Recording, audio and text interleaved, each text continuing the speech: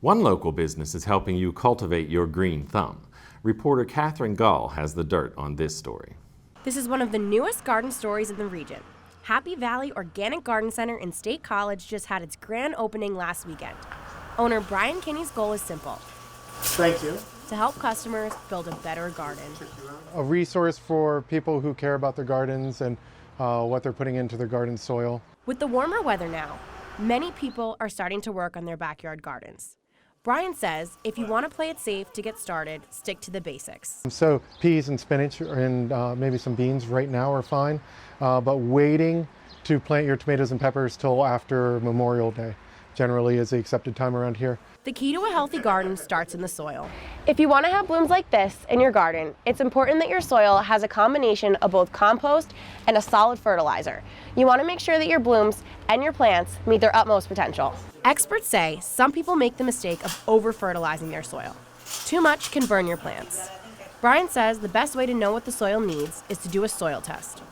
Those are available here at the Organic Garden Center through your extension office, which is in Bellefonte. For gardeners who are limited on space, there are good options too. Container gardening around their patio works very well. There's also a couple community gardens in this area that they could join and get a small plot to grow their own, or just working with somebody who has their own garden. Most gardeners are willing to teach you and show you in exchange for a little bit of help in their own garden.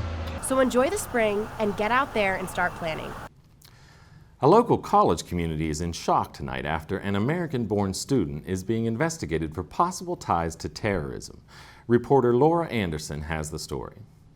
Lewistown College junior Layla Malouf is under suspicion of being connected to known terror organization ISIS. Malouf is a U.S. citizen and was born in the United States. School officials say they were first tipped off to Malouf after certain keywords popped up in the university's email system. The college's IT department then began following Malouf's online activity while using computers on campus. They found this activity to be suspicious and possibly connected with ISIS, though these claims are still unproven at this point. School officials say right now details on the case are limited, but they are taking this matter seriously as the investigation is ongoing. The university is operating normally with classes still in session, and they encourage anyone with any information on Malouf to step forward. Young women all across the state are gearing up and glamming up to compete in the Miss Pennsylvania USA pageant. Meet one local woman in her journey to capture the crown.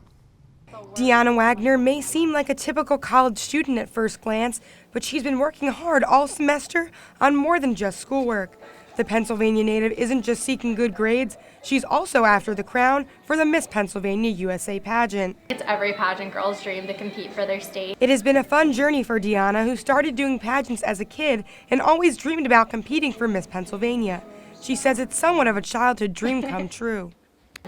I just have wanted to do the Miss Universe organization ever since I started. Though there is a lot of fun involved, the pageant prep process, as she calls it, is not an easy one. Because anyone that knows me knows that I absolutely love anything that is chocolate, has sugar in it. Trying to balance school with pageant prep has been hectic, but Deanna says it's been an experience she wouldn't trade for the world. The winner of the Miss Pennsylvania USA pageant will move on to compete in the Miss USA pageant in Las Vegas.